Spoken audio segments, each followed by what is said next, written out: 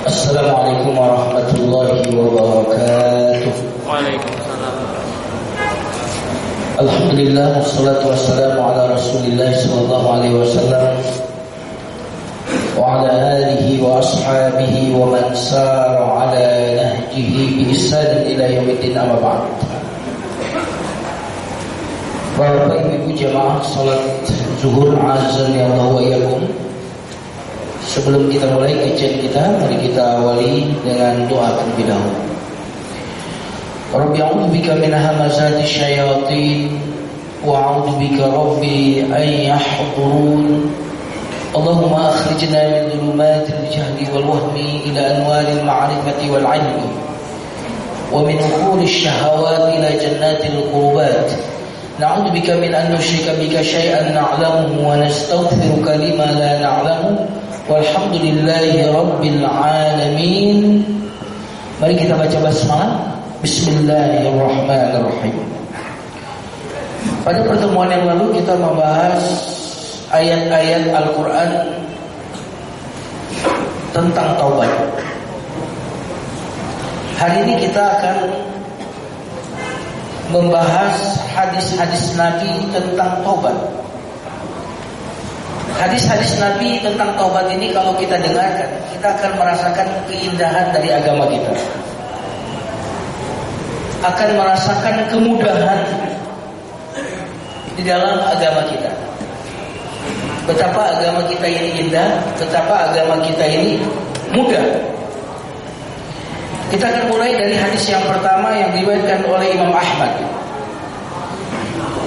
Rasulullah SAW bersabda, Ya ayyuhan nas, istaghfiru rabbakum wa tubu ilaihi fa inni astaghfirullah wa atubu ilaihi fil yawmi mi'ata marrah. Rasulullah bersabda, wahai manusia, beristighfarlah kepada Tuhan kalian, bertaubatlah kepadanya.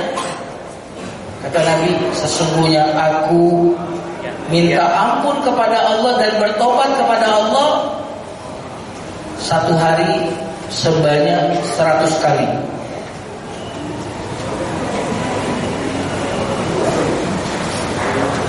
Ya, ditarik lagi. Berapa kali Nabi tobat? 100 kali. Kalau kita berapa kali? Teman-teman sekalian yang dimuliakan Allah, mungkin saya belum pernah cerita di sini. Ada satu hal kalau dilakukan dapat 3, jadi 3 in 1. Coba di antara kita di sini kalau doa lebih banyak mana? Minta ampun atau lebih banyak minta tambah rezeki? Hah? Pasti tambah rezeki. Padahal kalau kita minta tambah rezeki yang dapat cuma 1, ya rezeki. Tetapi kalau kita minta ampun, yang dapat itu 3. Kira-kira orang yang cerdas mana yang akan dia lakukan? Dapat 1 atau melakukan 1 dapat 3? 3 in 1. Melakukan 1 dapat 3. Apa yang 1 itu? Istighfar. Antum baca surat Nuh. Surat Nuh. Di awal-awal ayat, ya, mungkin ayat 4 atau 5 lah ke bawah. Itu menarik, ada perintah istighfar. Faqul tastaghfiru rabbakum innahu kana ghaffara. Minta ampunlah kepada Allah karena Dia Maha Pengampun. Mari perhatikan. Hadiahnya apa? Yursilis sama alaikum midrara. Allah menurunkan hujan yang deras.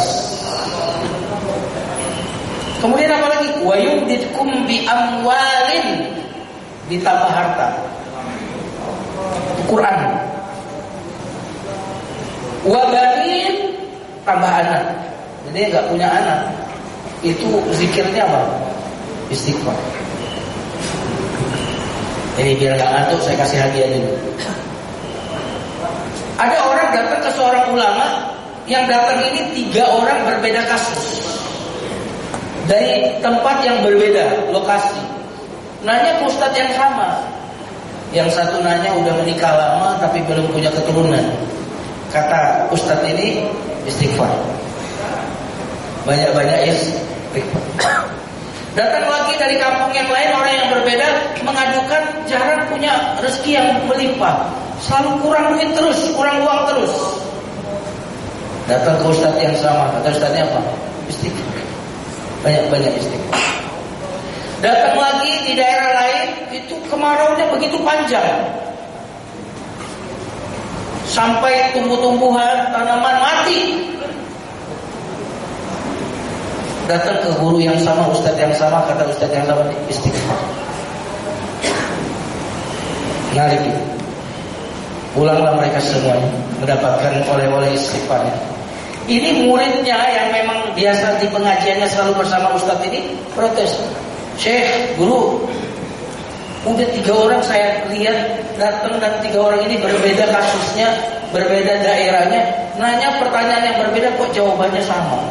Emang gak ada ilmu lain apa gitu? Emang gak ada jawaban lainnya Syekh? Kok jawabannya itu lagi? Apa kata Syekh? Ini bukan jawaban dari saya, tapi ini Allah yang mengatakan itu. Kalau tidak percaya bacalah surat Nuh tadi. Subhanallah. Teman-teman sekalian yang dimuliakan, saya mau share sama teman-teman. Jadi sampai sekarang zikir yang jarang saya lupakan, hampir rutin saya lakukan. Ya, itu minimal tuh 100 sehari itu minimal. Artinya hampir selalu lebih dari 100 istighfar. Dari semenjak saya di pesantren dulu sampai saya ke Mesir sampai sekarang. Dalam konteks kehidupan saya membandingkan diri saya dengan diri saya dulu. Kalau saya bandingkan dengan bapak-bapak mungkin jadi beda ya. Mungkin bapak-bapak lebih mudah hidupnya dibandingkan dengan saya gitu. Saya membandingkan hidup saya sekarang dengan yang dulu. Itu saya merasakan dapat kemudahan dalam hidup itu. Dan saya yakin betul itu salah satunya adalah mungkin berkah dari istighfar yang Allah perintahkan di dalam surat. Dan istighfar itu bisa menolak bahaya. Dalam surah Al-Anfal Allah berfirman, "Wa ma kana Allahu liyu'adzibahum wa anta fihim, wa ma kana Allahu mu'adzibahum wa hum yastaghfirun." Allah tidak akan menyiksa mereka sedangkan engkau Muhammad ada di antara mereka. Dan Allah tidak akan menyiksa mereka sedangkan mereka beristighfar. Kata para sahabat, dulu kami punya 2 pelindung, 2 perisai dari bahaya. Dulu. Tapi sekarang tinggal 1 perisai itu. Kalau kami tidak lakukan celaka. Apa perisai dari bahaya? Dulu waktu Nabi masih hidup, itulah perisai kami. Gak mungkin Allah menyiksa kami, mengazab kami, Nabi ada di situ. Sekarang Nabi telah wafat, tinggal 1 perisai kami. Apa itu? Istighfar. Allah tidak akan menyiksa sedangkan kita banyak beristighfar. Maka tolak bala itu ya istighfar itu. Subhanallah. Dan Nabi 100 kali beristighfar. Itu berarti Nabi bertaubat 100 kali. Mungkin Nabi dosa apa teman-teman? Nah, ingat kemarin arti taubat artinya apa? Kembali. Artinya kembali kepada Allah, kembali. Dan kedekatan level kita dekat kepada Allah itu beda-beda derajatnya.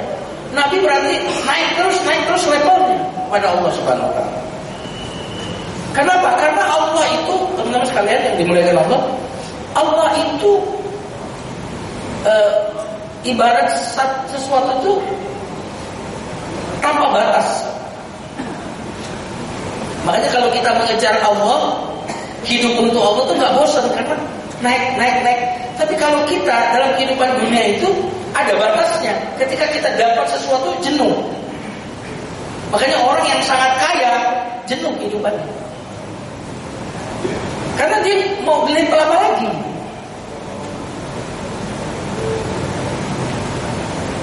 Makanya ketika kita mendekat kepada Allah, naik tanpa batas.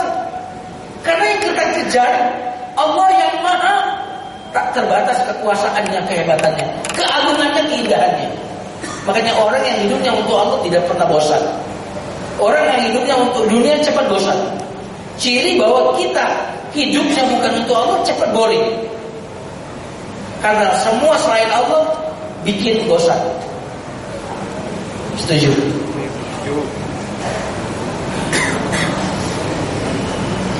Bapak Ibu sekalian yang dimuliakan Allah.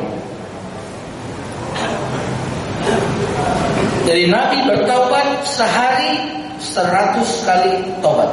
Saya ingin membacakan hadis berikutnya yang sangat indah. Hadis yang diriwayatkan oleh Imam Muslim. Inna Allah azza wa jalla yabsutu yadahu bil laili liyatuba musii'un nahar. Allah membentangkan tangannya di malam hari untuk menerima taubat orang yang berbuat jahat di siang hari.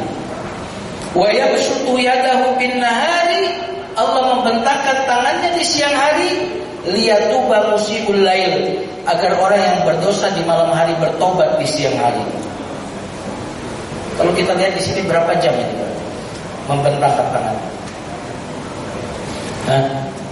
Halo?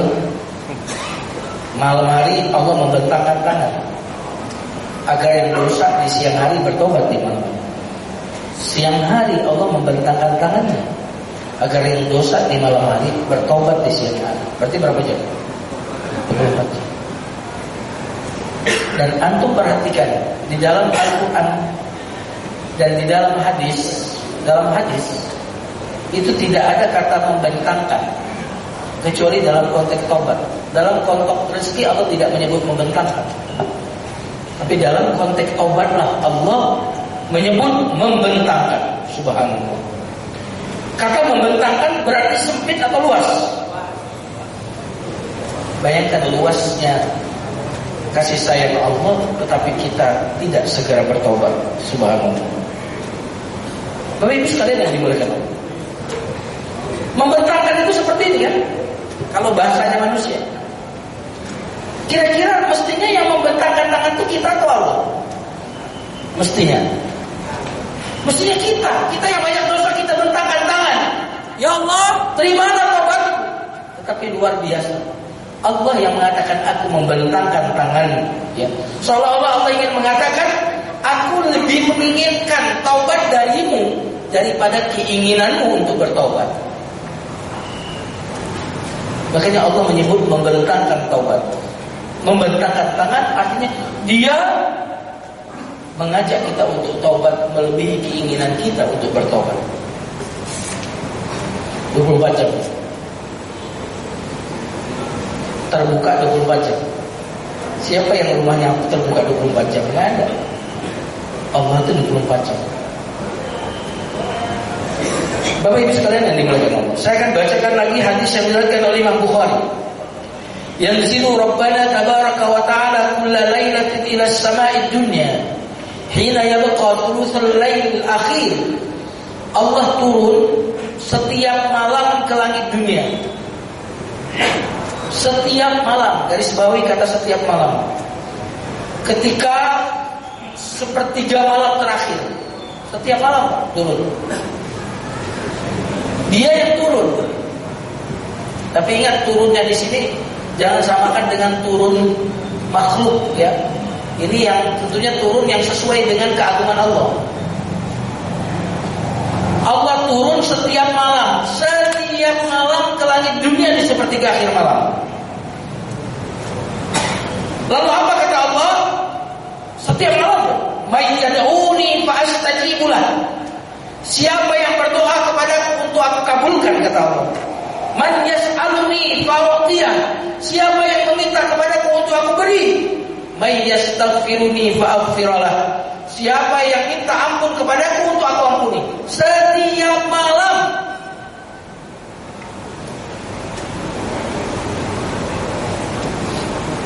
Siapa di sini yang tidak punya hajat? Siapa di sini yang tidak ingin nambah gaji, yang katakan? Ingin nambah gaji kan? Siapa di sini yang tidak ingin bertambah sukses? Semua kita. Dan Allah ngasih, menawari kita. Bukan kita yang minta kepada Dia, tapi Dia yang menawari kita. Dan menawari kita tiap malam. Turun tiap malam. Dan ini tidak kita jadikan sarana sebagai alat kesuksesan kita, urusan dunia dan akhirat. Kalau antum datangin orang nggak pernah ada, nawarin orang tapi dia nggak pernah mau tawaran kita. Biasanya antum berapa kali nawarin dia? Kalau dia udah nggak terima, nolak 3 kali masih nawarin? Hah? Datengin 3 kali masih nawarin? Enggak. Allah tiap malam semenjak dia menciptakan langit dan bumi tiap malam turun. Dan kita mungkin udah usia 40 tahun, ada orang yang sama sekali tidak pernah menemui Allah, tapi dia tetap turun. Ada orang mungkin usianya 50 tahun, tapi tidak pernah terbangun di penghujung malam itu. Tidak pernah menemui Allah meminta sesuatu, tapi Allah tetap turun.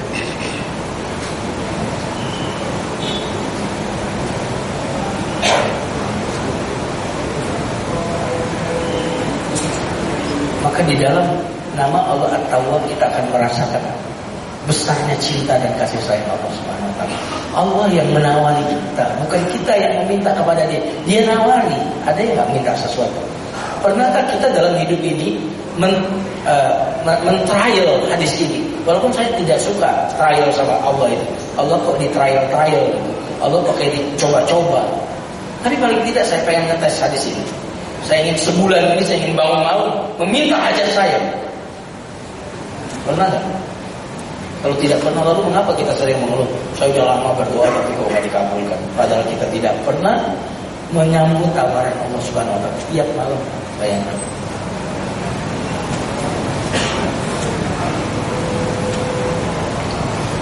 Bapak Ibu sekalian yang dimuliakan, dia turun kepada kita tiap malam, sementara kita tidur tiap malam itu 30 tahun, 40 tahun. Bahkan ada orang seumur hidupnya sampai sekarang tidak pernah menemui Allah di penghujung malam. Subhanallah. Kalau hadis itu belum membuka hati kita untuk dekat kepada Allah, maka dengarkan hadis qudsi berikut ini. Ya ibn Adam, wahai manusia, innaka ma da'awtani wa rajautani ghafartu laka ala ma kana minka wa la ubali. Wahai manusia, tidaklah engkau berdoa kepadaku mengharapkan aku kecuali aku ampuni dosa-dosamu yang telah lalu, dan aku tidak peduli berapapun dosamu.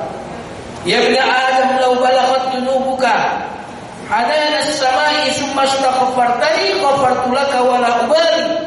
Wahai manusia, seandainya dosa-dosamu memenuhi langit, kemudian engkau minta ampun kepadaku, aku akan ampuni dosa-dosamu dan aku tidak peduli sebanyak apapun dosamu. Wahai manusia, lau laqaitani bi qurabil ardi khataya, seandainya engkau berjumpa denganku membawa dosa sepenuh bumi, tsumma laqaitani la tusyrik bi syai'an, kemudian engkau menemui aku dalam keadaan tidak menyekutukan aku dengan apapun, la ataituka bi qurabiha maghfiratan, aku akan menjumpaimu dengan sepenuh bumi juga ampunan. Kira-kira dengan hadis ini kita penuhi nggak undangan Allah untuk mendekat kepada Allah? Subhanallah. Bapak Ibu sekalian yang dimuliakan Allah. Atau yang dalam bahasa saya, apakah kita kembali kepada Allah setelah dapat musibah? Karena berulang kali saya sering mengatakan, kita itu akan datengin Allah dengan 2 cara. Pertama, sukarela.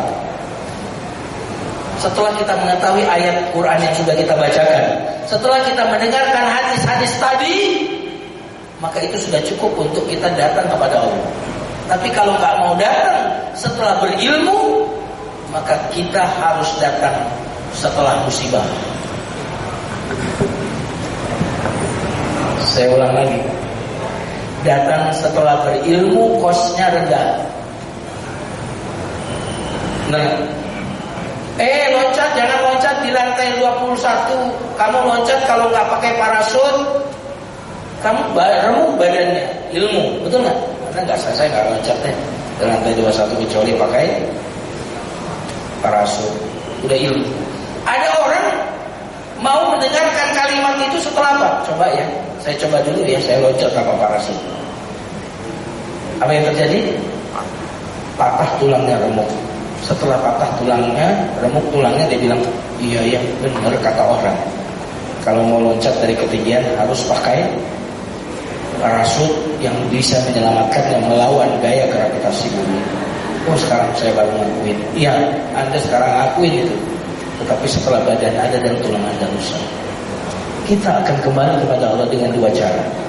Yaitu setelah kita berilmu bahwa kita harus kembali kepada Allah mau tidak mau. Yang kedua, kita kembali dengan Allah setelah musibah. Makanya jangan heran kalau artis-artis pada kembali kepada Allah. Kenapa? Sebagian besar artis kembali kepada Allah setelah apa? Saya kan cerita kemarin itu. Siapa namanya, Peggy Melati Sukma. Kemarin saya narasumber berdua dengan beliau di Bintaro. Dia begitu setelah kehilangan mutu perusahaannya 7 perusahaan. Subhanallah. Antum nih alhamdulillah nggak pakai nutup perusahaannya. Kita bisa dekat kembali kepada Allah Subhanahu wa taala. Teman-teman sekalian yang dimuliakan Allah, kita datang kepada Allah sedangkan badan kita sedang sehat. Itu lebih baik daripada datang kepada Allah setelah badan kita mengalami sakit. Engkau datang kepadaku, taubat kepadaku, atau aku paksa engkau datang kepadaku. Kok maksa Ustaz? Ya kita jangankan Allah, kita aja sama anak maksanya luar biasa, bener gak? Nggak bangun tuh, udah jam 6 teng. Apa yang kita lakukan? Anak, kamu mau bangun sukarela atau saya paksa bangun? Nah, kan begitu pilihannya. Kita langsung gotong bawa ke kamar mandi, bener gak? Kamu mau belajar sukarela atau paksa belajar? Itu kita kepada orang tua. Kita orang tua kepada anak. Allah itu sayangnya kepada hamba melebihi sayang ayah ibu kepada anak. Maka siapapun yang belum kembali, maka tunggu tanggal mainnya. Anda pasti kembali. Tapi kembali sekarang lebih baik karena kosnya rendah. Subhanallah. Setuju ini? Ini paksa bukan? Fakta bukan? Ini atau ketika iblis durhaka kepada Allah dan menolak sujud kepada Adam, menolak perintah Allah kepada Adam, menolak sujud, apa kata iblis? Ya Rabb, wahai Tuhanku, wa izzatuka, demi kemuliaanmu, wa jalaluka, demi keagunganmu, la uqiyannahum madamat arwahuhum fi ajsadihim, saya akan sesatkan ya Allah seluruh manusia selagi ruh mereka ada di jasad mereka. Ini kata iblis. Mari dengarkan jawaban Allah. Iblis bilang apa tadi? Demi kemuliaan, demi keagunganmu ya Allah, saya akan sesatkan seluruh manusia selagi ruh mereka ada di jasad mereka. Allah menjawab, demi keagunganku, demi kemuliaanku, aku akan ampuni seluruh manusia itu selagi mereka minta ampun kepadaku. Subhanallah. Iblis tadi dengan tegasnya, ya Allah karena saya sesat nih, demi kemuliaanmu, keagunganmu, aku akan sesatkan seluruh manusia selagi ruh mereka ada di tubuh mereka. Allah jawab, demi keagunganku, demi kemuliaanku, aku akan ampuni mereka yang berdosa itu ketika mereka minta ampun kepadaku. Ayo, menangan mana kira-kira? Bapak Ibu sekalian yang dimuliakan Allah Subhanahu wa taala.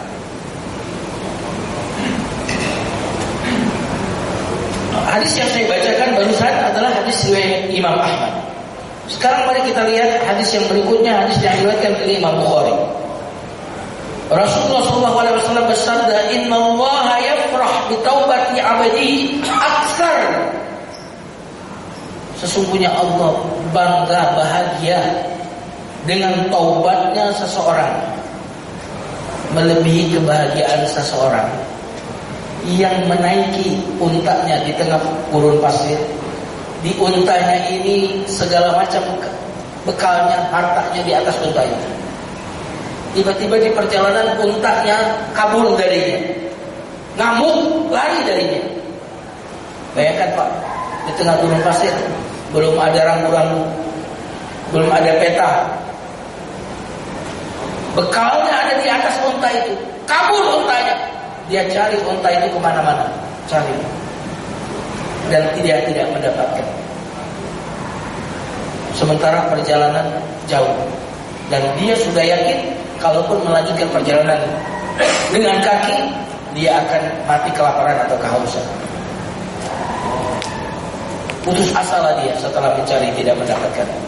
Karena dia yakin dia akan mengalami kematian, dia gali lubang di padang pasir, gali. Lalu dia masuk ke lubang itu, tidur di dalam itu. Nanti kalau saya mati di lubang ini, nanti kena angin, pasir itu akan menutupi lubang tadi. Tertidur dari saking lelah. Dan ketika dia terbangun, Bapak Ibu sekalian, bangun begini, lalu lihat ke atas, tiba-tiba dia melihat untanya yang tadi lepas darinya, lari darinya, ada di atas dan lengkap dengan perbekalan yang dia letakkan di atas unta itu.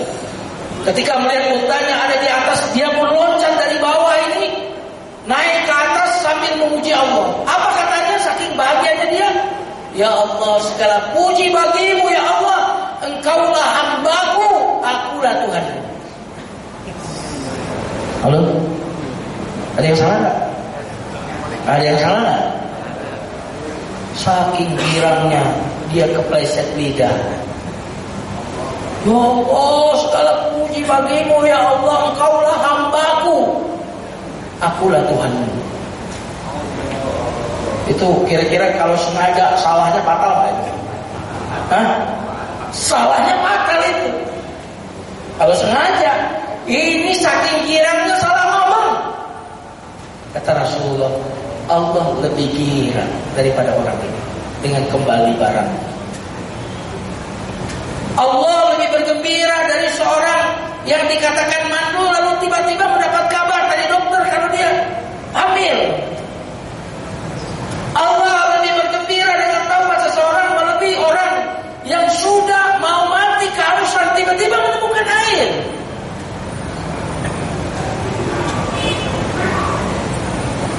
Kira-kira di sini gimana? Nah, indah tidak? Agama kita ini agama sunnah atau agama muda? Kira-kira kalau orang mau masuk neraka itu pantas banget ya, wajar enggak mau? Kira-kira. Kayaknya kalau baca hadis-hadis begini masuk surga semua nih kayaknya kita nih. Benar nggak? Benar nggak?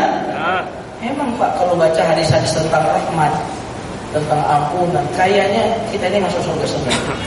Tapi kalau baca hadis tentang azab siksaan, kayaknya masuk neraka semuanya. Bapak Ibu sekalian yang dimuliakan Allah Subhanahu wa taala. Ada hadis yang diriwayatkan oleh Imam Bukhari tentang seorang laki-laki dari Bani Israel yang sepanjang hidupnya tidak pernah melakukan kebaikan, dosa terus. Dan ketika dia merasa ajalnya sudah dekat, dan biasanya kalau ajalnya sudah dekat, itu biasanya barulah dia akan tahu betapa meruginya orang. Makanya mengapa di dalam surat Al-Asr wal Asr, demi waktu asar, itu salah satu tafsirnya apa? Demi waktu asar usia manusia. Innal insana lafi khusrin, sesungguhnya manusia itu dalam keadaan merugi. Kalau dia belum merasa rugi dalam kehidupannya, dalam aktivitasnya, paling tidak dia nanti waktu asar kehidupannya akan merasakan betapa meruginya dia dulu. Betul? Halo? Itu salah satu tafsir dari wal asr, waktu asar kehidupan manusia.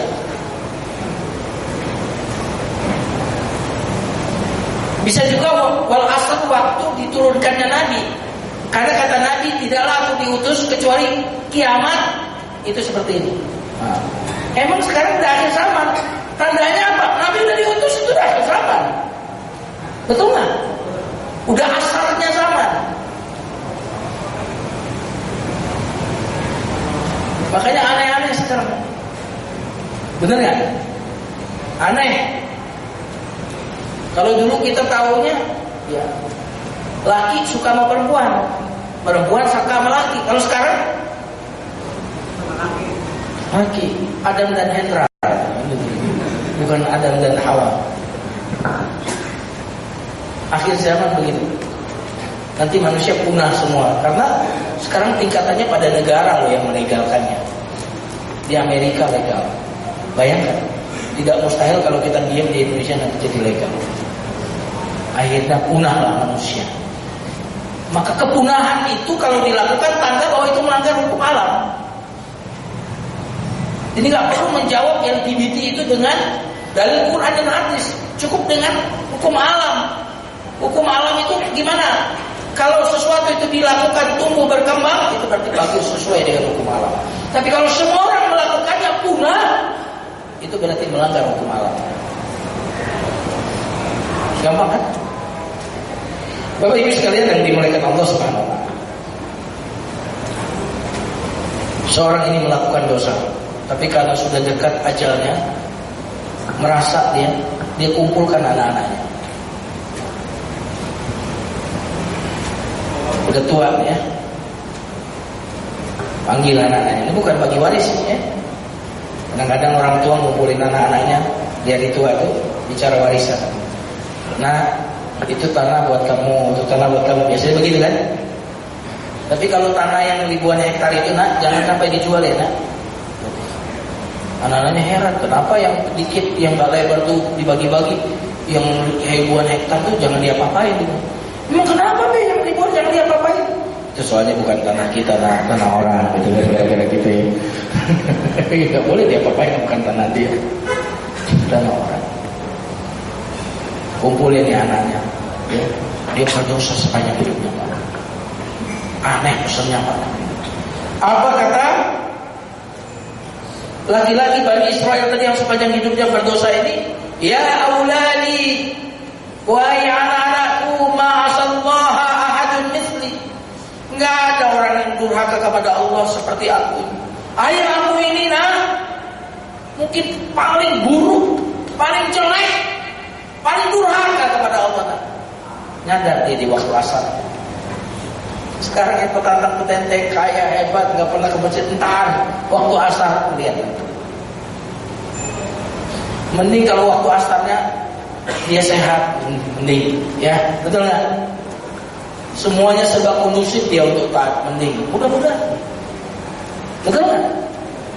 Ini waktu asarnya dia ngomong begini, ma'asallah ahadun misli. Nggak ada orang yang durhaka kepada Tuhan dan sejahat ayahnya. Lalu apa pesannya? In ana mittu fa'ahriku jussati. Wahai anakku, kalau ayah nanti meninggal, tolong laksanakan wasiat ayah itu. Bakarlah nanti jasad ayah. Bakar. Dalam Islam itu nggak boleh. Ini kan bukan cerita Islam, cerita Bani Israel. Fa'uqidu naran tsumma da'uni fiha. Nyalakanlah api, kemudian bakarlah ayahmu di sana, di dalam api itu. Hatta idza sirtu ramadan, kalau aku telah menjadi abuna, ashaquni tsumma turuni ala rusil jibal. Nanti kalau udah jadi abuna, bawa ayahmu abunya itu ke atas bukit, ke atas gunung. Tunggu nanti musim angin lah. Ketika sudah musim angin lah, tebarkanlah abu debu jasad ayahmu itu. Fa innahu law qadara alayya rabbi, sesungguhnya jika Tuhanku berkuasa atasku, la yu'adzibani 'adzaban ma 'adzabahu ahadun minal alamin. Kalau Tuhan itu kuasa lalu mengumpulkanku kembali, pasti dia akan menyiksa ayah yang tidak akan pernah orang disiksa sebagaimana siksaan yang ditimpakan kepada ayah. Ini orang ini putus asa, ya, udah saking jeleknya dia. Kemudian anak-anaknya pun setelah ayahnya meninggal melaksanakan wasiat itu, menebarkannya. Lalu Allah Subhanahu wa taala dengan kekuasaannya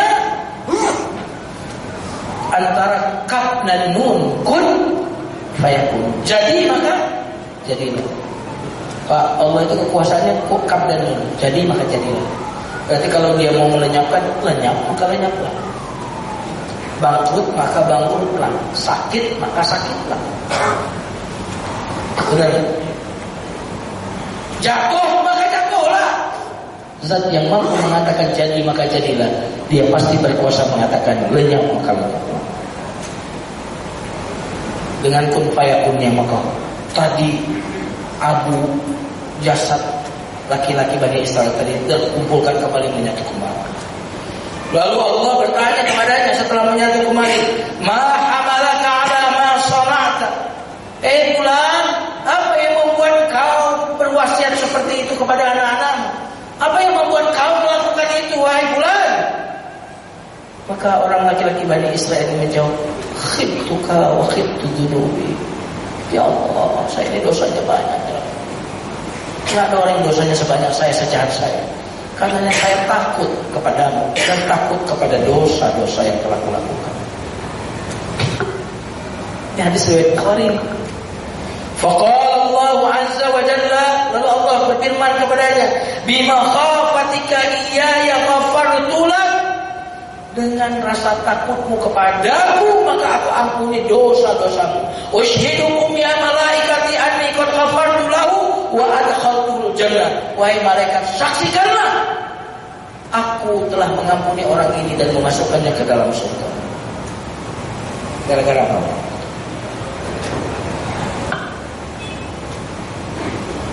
Makanya dosa kecil yang dilakukan tanpa ada rasa takut sama dengan dosa besar.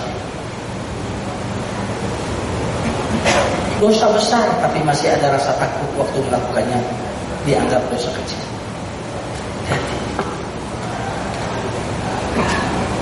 Makanya dosa besar, dosa kecil, Ibnu Qayyim al-Jauziyah mengukurnya adalah apakah ada rasa takut, rasa malu ketika kita melakukannya. Makanya bangga dengan dosa lebih dosa daripada dosa itu sendiri.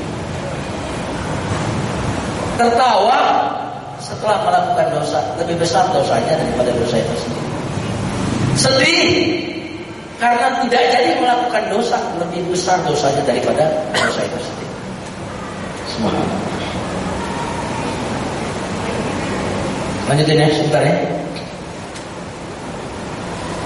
Dalam sebuah asar disebutkan seorang laki-laki dari Bani Israel mentaati Allah selama 20 tahun, kemudian bermaksiat selama 20 tahun. Ini 50-50 nih, ya. Kemudian yang tadinya dia taat jadi maksiat di akhir hidupnya. Pada suatu hari dia melihat kekacauan. Dan kita semuanya melihat ke kaca, ya, terutama perempuan, ya kan? Tapi yang dilihat apanya kalau di kaca? Yang tampak-tampaknya. Yang tidak tampak nggak dilihat. Apa doa ngaca? Hah? Apa doanya? Allahumma apa? Allahumma barik lana fima razaqtana. Allahumma kama hasanta khalqi fahassin khuluqi. Ya Allah, sebagaimana kau indahkan fisikku, indahkan akhlak. Lihat Nabi, kalau bercermin itu hatinya juga dicerminin. Ini laki-laki Bani Israel itu 20 tahun dia taat, 20 tahun belakangan dia maksiat. Dia lihat kaca. Ketika dia lihat kaca, dia lihat rambutnya telah berubah. Lalu dia berkata, ini nampaknya self-talk, ya. Dia berkata kepada diri, ya atatuka istri, summa asaituka istri, fahal ya Rabbi a'udzu ilaika taqbaluni. Ya Allah, ketika melihat ubatnya, saya telah mentaatimu 20 tahun ya. Setelah itu aku durhaka dan maksiat kepadamu 20 tahun berikutnya. Ya Allah, apakah jika aku kembali kepadamu, apakah engkau mau menerima aku ya Allah? Setelah melihat ubat begitu, ya, kemudian dia pun berkata melihat dirinya, Hayhata ba'da ma fa'altu. Ketika mengenang dosanya, kayaknya gak mungkin setelah engkau dosanya kayak gitu besar. Lalu dia setelah bercermin itu dia tidur. Dalam tidurnya dia mendengarkan suara Dan salah satu yang tersisa setelah wahyu adalah mimpi yang benar. Ya kan? Salah satu yang tersisa dari kenabian adalah mimpi yang benar. Kalau yang dapat wahyu udah nggak ada, musyrik nggak ada. Ya. Dia mendengarkan suara dalam tidurnya. Lalu apa kata suara itu yang dia dengar? Ata'tana faqarrabnaka. Engkau telah taat kepada kami dahulu, lalu engkau kami dekatkan kepada kami. Kami dekatkan engkau kepada kami. Summa asaitana fa amalnaka. Lalu kemudian setelah itu engkau melakukan dosa-dosa, lalu kami tangguhkan menghukummu. Wa in utta ilaina qabilnaka. Tapi jika engkau mau kembali kepada kami, maka kami pasti menerima. Subhanallah. Teman-teman sekalian yang dimuliakan, kira-kira agama ini susah atau mudah? Susah atau mudah? Sebagai penutup agar kita closingnya bagus, ada laki-laki dari Bani Israel juga melakukan dosa pada musim kemarau, gak turun hujan, tumbuh-tumbuhan mati, hewan banyak mati. Akhirnya kaumnya Nabi Musa meminta kepada Nabi Musa untuk munajat kepada Allah. Istisqa lah kalau bahasa Islam. Istisqa, semuanya keluar. Udah doa berapa kali istisqa, gak turun hujan. Lalu Nabi Musa berkata kepada Allah, munajat, ya Allah, kami ini udah berulang-ulang istisqa tapi gak turun hujan, ya Allah. Kenapa ya Allah? Lalu Allah memberitahu kepada Nabi Musa, wahai Musa, ada di antara orang yang ikut istisqa itu yang telah melakukan dosa besar selama 40 tahun. Maka kalaupun kalian beristisqa tiap hari, kalau laki-laki itu masih ada di situ, nggak bakal turun hujan. Subhanallah. Akhirnya Nabi Musa naik mimbar menyampaikan pesan Allah. Siapa di antara kalian yang merasa telah melakukan dosa selama 40 tahun, hendaklah dia keluar tempat ini. Karena kalau dia ada di tempat ini tidak akan turun hujan. Maka yang berdosa 40 tahun nengok kanan nengok kiri, kali aja ada yang lain selain dia. Kan berdosa tuh merasa sendiri kan, orang lain nggak tahu, kalau kita tahu kalau kita kayaknya nggak ada yang mau keluar, kayaknya dia merasa itu saya. Lalu dia berpikir, kalau saya keluar dari tempat ini, alangkah malunya saya. Semua orang tahu kalau sebab tidak turunnya hujan selama ini adalah saya. Tapi kalau saya tidak keluar dari tempat ini, maka hujan tidak akan turun. Tumbuh-tumbuhan, hewan akan mati, bahkan manusia akan punah. Lalu apa katanya di dalam hatinya? Ya Allah, aku bertobat kepadamu, ya Allah. Ya Allah, ampunilah dosa-dosaku, ya Allah. Dia berkata di dalam dirinya, dia tidak ucapkan keluar itu. Ada di dalam hatinya. Tidak lama kemudian turunlah hujan itu. Nabi Musa mengucapkan alhamdulillah, semuanya mengucapkan alhamdulillah. Tapi Nabi Musa penasaran dan heran. Lalu dia bermunajat kepada Allah, ya Allah, belum ada di antara kaumku ini yang keluar dari tempat ini, ya Allah. Dan Engkau telah menurunkan hujan, ya Allah. Kenapa ya Allah? Bukankah Engkau tidak akan menurunkan hujan selama yang berdosa 40 tahun itu tidak keluar dari tempat ini? Apa kata Allah? Wahai Musa, dia memang tidak keluar dari tempat itu, tetapi dia telah bertobat, wahai Musa. Karenanya aku turunkan hujan. Lalu apa kata Nabi Musa? Ya Allah, beritahu kepadaku siapa dia, ya Allah, agar aku mengucapkan selamat kepadanya atas pertobatannya, agar aku bergembira dengannya dengan pertobatannya. Kasih tahu aku siapa dia, ya Allah. Apa kata Allah kepada Nabi Musa? Wahai Musa, 40 tahun dia telah melakukan dosa dan tidak bertobat, aku tutupi dia dari orang lain. Aku gak kasih tahu dosa-dosanya. Masa setelah dia bertobat dan menyesali, lalu aku beritahu siapa dia kepadamu? Tidak, wahai Musa. Subhanallah, 40 tahun dia melakukan dosa, aku gak kasih tahu orang. Masa setelah dia bertobat, aku kasih tahu kamu? Tidak, wahai Musa. Aku telah ampuni dosa-dosa. Gimana? Indah tidak? Indah, subhanallah. Ini yang saya bisa sampaikan. Insya Allah kita nanti akan membahas syarat-syarat taubat pada pertemuan yang akan datang. Jadi kita membahas satu tema sampai selesai, baru tema baru. Ada yang mau bertanya? Sudah lewat 10 menit nampaknya kita. Ya. Ya. Mungkin offline aja nanya ke depan. Oh, kalau mau nanya offline ya. Mari kita tutup dengan istighfar. Astagfirullahaladzim, astagfirullahaladzim, astagfirullahaladzim. Subhanakallahumma bihamdika asyhadu an la ilaha illa anta astaghfiruka wa atubu ilaik. Walhamdulillahirabbil alamin. Assalamualaikum warahmatullahi wabarakatuh.